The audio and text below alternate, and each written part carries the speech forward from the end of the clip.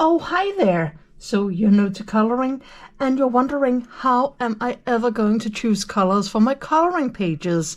There are just so many different colors to choose from.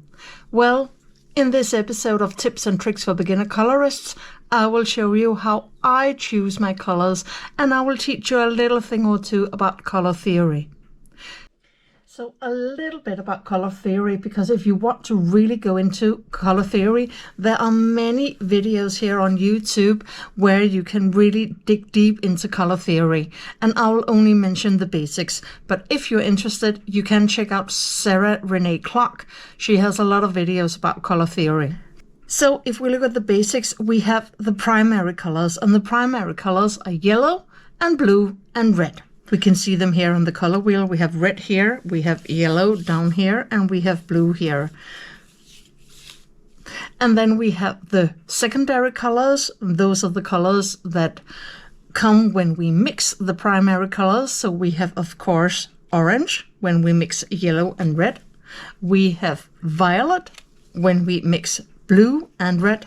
And we have green here when we mix blue and yellow. And then comes all of the tertiary colors, and those are the colors where we mix in different amounts of the blue, the violet and the blue. We can have violet blue and blue violet. We can have between violet and red, the violet red or the red violet. We can have between orange and red, the orange red and red orange. We can have between orange and yellow, the yellow orange and the orange yellow. Between the yellow and green, the green yellow and yellow green. And between blue and green, the blue green and green blue. So what can you use this for?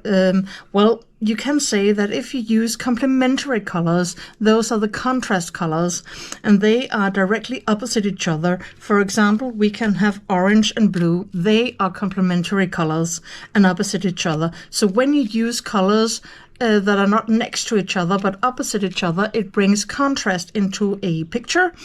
And you can, of course, experiment with contrasting colors to, get some dynamics in your coloring.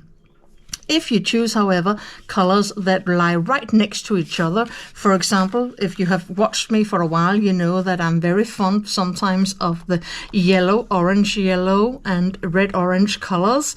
And I like to have this sort of a yellow, golden, orange, red color scheme in, for example, flowers.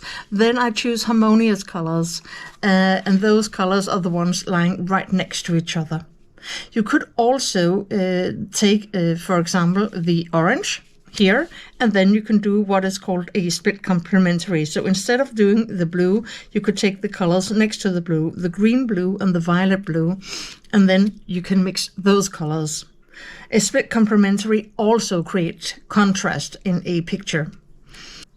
Another thing about tones and shades. Here, if I remove this, you can see that the color gets darker towards the middle. And that is because tones, which are the first colors here, you use gray to create tones. You use the color and add some gray, then you get tones. But if you add black, then you get shades, so it gets darker. On the other hand, you can see all of the light colors here. These are called tints, because you have the clear color, and then if you add more and more white, then you get a lighter and lighter and lighter version of the color. So of course, the color wheel can only help you to get a basic understanding of colors. So the main thing is that the more you practice, the better you get at choosing colors to your coloring pages. A lot of people, they choose to spend money on buying prefabricated color palettes. And Sarah Renee Clark, she has also developed the color cube. And I think there are 2 cubes and you can buy them. And these contain pages with a motif and then a color palette for that specific motif. So as you can see here on my screen, this is Sarah Renee Clark's webpage. And here you can see some examples of these color cube cards that I just talked about. And you can see that these palettes, they are clearly ready for use. You can just pick any card you want. There are 250 cards in each of these 2 volumes of the color cube, and then you are ready to color. So if I take you to Google, you can see a simple Google search shows us you can get a lot of different of these color palettes and color cards made by others, but they do cost money. So what do you do if you don't want to spend a lot of money on all of these different color cards and color cubes, but you still want to be able to choose colors for your color palettes? Well, I will show you that now. Well, the method I use the most is using reference photos, because these are completely free. And here you can see I have just Googled coral reefs, and then I have clicked on photos, pictures, and then you can see all of the different photos that appear when I look at coral reefs, and then I have searched for them. And you can see there are so many beautiful, beautiful pictures to get inspired from posters to real life pictures. This is from an aquarium to the real deal. Here you can see. You could also, if I just try to search, you can see here, let us take peony, which is a beautiful flower, and then I click on pictures here, and then you can see all of these beautiful pictures of peonies that you can use as a reference for your colorings of flowers. And you can see where they are dark and light, and then you would have, of course, to find the colors yourself. But that is not a problem, because now I will show you my secret, which is actually not a secret, but how I find and choose the colors for my coloring pages. So now let me show you my secret to choosing colors for coloring pages. But first step, I always find a reference photo. It could be of a cat, of a coral reef, of the different flowers in a drawing. If it's a sunset, then I find photos of sunsets. If it's a sunrise, I find pictures of sunrises. I find pictures of night skies, of auroras, of different sorts of animals, and so on. I always find a reference photo, and that is my step 1. My step 2 is this. I use the color family charts for the different coloring pencil brands that I have, and then first and foremost I choose which coloring pencil brand I want to be using. In this case I have here the Eversol London, and this is a color family chart I have developed myself. Then I look at all of these colors, I look at the reference photo, and from the reference photo I choose similar colors here out from based on this color family chart. So if you have color family charts of the different coloring pencil brands, I have here Polychromas from Color with Claire. You can see this is really used because I have had it for several years. Oh, a little note there for myself. I have here for the Caran d'Ache Luminance, also a bit used. I don't use them that often compared to the Polychromas. I have here for the Black Widows, and have just written to myself which set the different colors come from.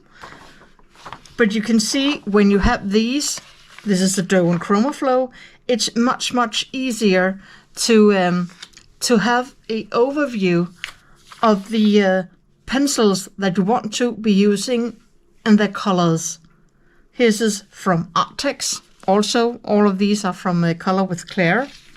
My Prismacolor, my most used, I have had to repair it with some tape down here because it's so worn out, almost in tatters here. And my most recent, the Holbeins. So when you have these color family charts, then it's much easier to choose colors based on a reference photo.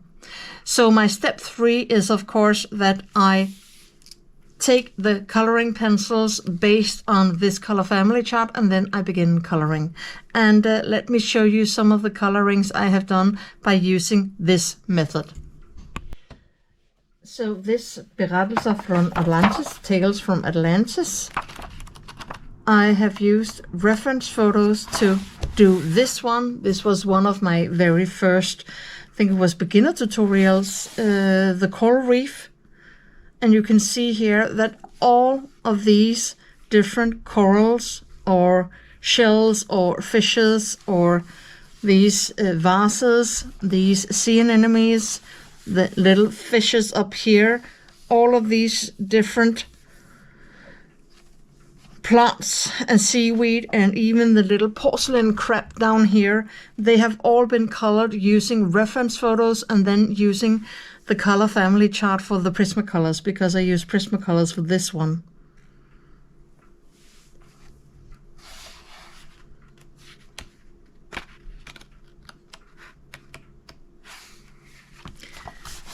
This page with the statue was also colored using reference photos. I found some reference photos of ancient lost cities under the water from Greece and from Egypt, and statues. And then I looked at the pictures of the statues to see how they used to be, marble and beautiful and white, but how the water and the light coming down, filtered through the water, gave these light and shadow areas on a statue. So this is colored based on a reference photo with my Castle Art Soft Touch pencils. And also this part here where the statue is situated here. This one here also colored using reference photos for seaweed and corals and coins and so on. Was this double page spread also colored using reference photos and also for these bricks here, and I chose some pinkish colors instead of gray colors, because sometimes it's made of granite, these things. This squid down here also colored by using a reference photo. All of this reference photo, color family chart, and then colored. And here I want to show you some colorings of flowers that I have made using reference photos. Here, this page, here we have the hydrangeas using reference photos, and the dahlias, reference photos, the anemones, reference photos, and color family chart to pick the colors. And here, these are chestnut flowers, also reference photo, and for the leaves, and then choosing colors. And these apple flowers also, and the rest of the flowers all picked from photos from the internet and using color family charts here.